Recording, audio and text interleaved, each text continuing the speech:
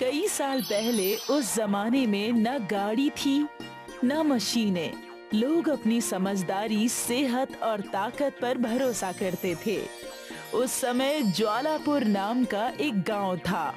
वहाँ कई पहलवान रहा करते थे और कुश्ती जीतकर अपनी सेहत और समझदारी का हर साल खुशी महोत्सव में प्रदर्शन किया करते।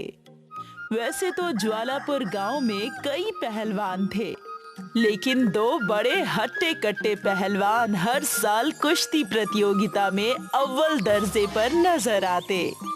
हर साल जीतू और मंगलू में पहलवानी का युद्ध होता और हर साल मंगलू जीत जाता। जीतू उससे एक बार भी जीत न सका और मंगलू अपनी ताकत का पूरा प्रयोग करके हर बार जीतू को हरा देता और जीतू हमेशा निराश होकर घर चला जाता। आप निराश हो गए? आप निराश ना होइए और कड़ी परिश्रम कीजिए। आप जरूर सफल होंगे। भगवान पर भरोसा रखिए। पता नहीं मंगलू ऐसा कौन सा परिश्रम करता है जो मैं नहीं कर पाता। वो हर बार मुझे पछाड़ देता है। जरूर मुझ में ही कोई कमी है। जीतू को परेशान देखकर कुसुम को उस पर बहुत दया आती है और वो जीतू के पहलवान उस्ताद जी के पास जाकर सारी बातें बताती है। तब उस्ताद जी कहते हैं, मैं जानता हूँ कुसुम बेटे, जीतू पूरी मेहनत करता है, लेकिन हर बार मंगलू अपने बल से जीतू को मात दे देता है। बल्कि दोनों में शातिर जीतू है। हमने जीतू को कई बार समझाया कि बल का प्रयोग ना करके मंगलू को अपनी समझदारी से हरा, लेकिन जीतू हमारी एक नहीं सुनता। ठीक कहते हैं गुरुजी आप। अब ये है ही इतने जिद्दी, किसी की नहीं सुनते और परिणाम बुरा ही होता है। अरे यही सारी बातें बेटा हम जीतू को कई बार बता चुके हैं, लेकिन जीतू अपनी जिद की वजह से हार जाता है। कुसुम ने उस्ताद जी की बातें सुनकर ठान ली कि जीतू के जिद्दी होने का कुछ तो हल निकालना ही होगा। कुसुम घर जाकर सोचने लगती है कि ऐसा क्या करे जिससे जीतू खुश हो जाए। तो उस दिन कुसुम अच्छे से अच्छा पकवान खिलाकर जीतू का मन बहलाकर उससे कहती है, अरे श्रीमती जी, अब आप ऐसे मसालेदार पकवान बनाकर खिलाएंगी तो मैं कैसे तंदुरुस्त रह पाऊंगा। मुझे जाकर ज्यादा व्यायाम करना होगा और युद्ध में उस मंगलू को हराना ही होगा। हार जीत तो खेल का हिस्सा है। आप बस अपने मन में संयम और धैर्य रखिए। बस खुद पर भरोसा रखिए, फिर सब कुछ ठीक हो जाएगा। कैसे ठीक होगा कुसुम? ये मंगलू का बच्चा मुझे हमेशा ही हरा देता है। जब हम छोटे थे तब मैं पढ़ाई में अव्वल नंबर लाया करता था और ये मंगलू खेल कूद में आगे रहकर मुझसे और आगे निकल जाता था। मंगलू को आपकी कमजोरी पता है। उसे ये पता है कि आप हमेशा चालाकी से काम लेते हैं, इसलिए मंगलू हर बार आपको उकसाकर कुश्ती में जीत जाता है।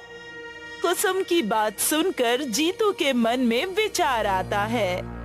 जीतू मन ही मन में सोचता है, जैसे खेलकूद मेरी कमजोरी है, वैसे ही मंगलू की कमजोरी है चालाकी। वो फुर्तीला तो है पर अपनी अकल का कम इस्तेमाल करता है। और जीतू इस चीज का फायदा उठाने का सोचता है और उस्ताद के पास चला जाता है। प्रणाम उस्ताद जी। अरे बेटा जीतू, यहाँ कैसे आना हुआ?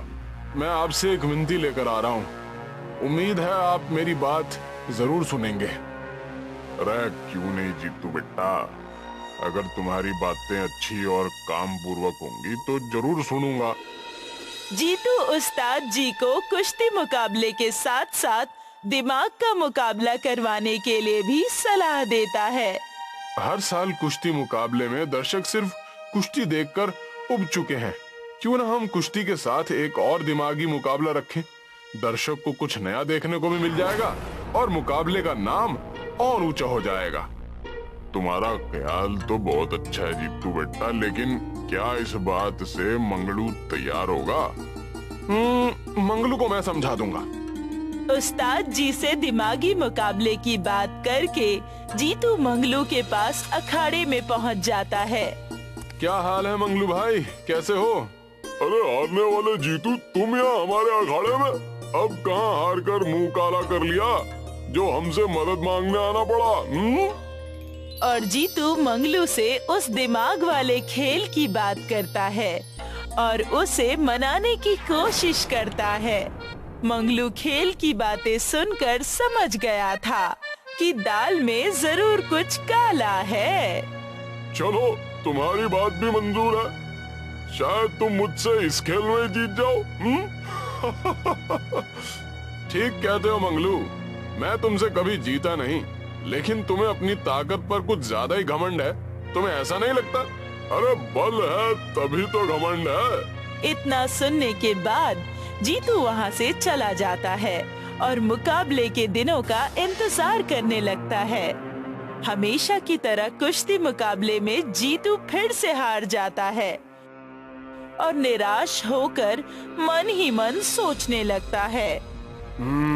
बस दिमाग वाला मुकाबला हो जाने दो, इस मंगलू के बच्चे को मैं मजा चखाऊंगा। और तभी जीतू के पास मंगलू आकर बोला, अरे तुम्हारा नाम किसने जीतू रख दिया? अरे तुम्हारा नाम तो आरू होना चाहिए था, जीतू नहीं। वो तो अभी मुकाबले के बाद पता चल ही जाएगा। और इसी तरह दूसरा मुकाबला शुरू हो जाता है और जीतू और मंगलू दोनों ही तैयार रहते हैं। हाँ, इस मुकाबले में तुम दोनों की बुद्धि की दो दो जगह परीक्षा होगी। यहाँ पर दो चुनौतियाँ लगी हुई हैं। दोनों में से जो अव्वल आएगा वो जीत जाएगा। और जैसे ही मुकाबला शुरू होता है, दोनों भागकर आगे जाते हैं। भागते हुए दोनों नदी के पास आ जाते हैं। नदी में नाव देखकर मंगलू नाव चलाने की कोशिश करता है, लेकिन तभी अचानक से जीतू तैरकर नदी पार कर लेता है। नदी पार करने के बाद रास्ते पर कई सारे भेड़िए उन दोनों का रास्ता रोक देते हैं। तब मंगलू उन भेड़ियों को चिल्ला चिल्ला कर हटाने की कोशिश करता है। अरे हट जा, हट जा, हट। तभी जीतू उन भेड़ियों के बीच में से आगे पीछे होकर निकल जाता है और मुकाबले में अव्वल आ जाता है। मुकाबला जीतने के बाद पूरा गांव जीतू को कंधे पर उठाकर बधाई देता है और तब मंगलू जीतू से कहता है, अरे मैं मान गया भाई जीतू, तुम्हें अकल बल से बहुत बड़ी चीज होती है। इतना कहने पर गांव वाले कुश्ती पहलवान मंगलू को भी उठा लेते हैं और दोनों खुद हंसते हैं। तब उस्ताद जी आकर मंगलू से पूछते हैं, अरे चलो मंगलू बताओ, अकल बड़ी या भैंस? वो भैंस।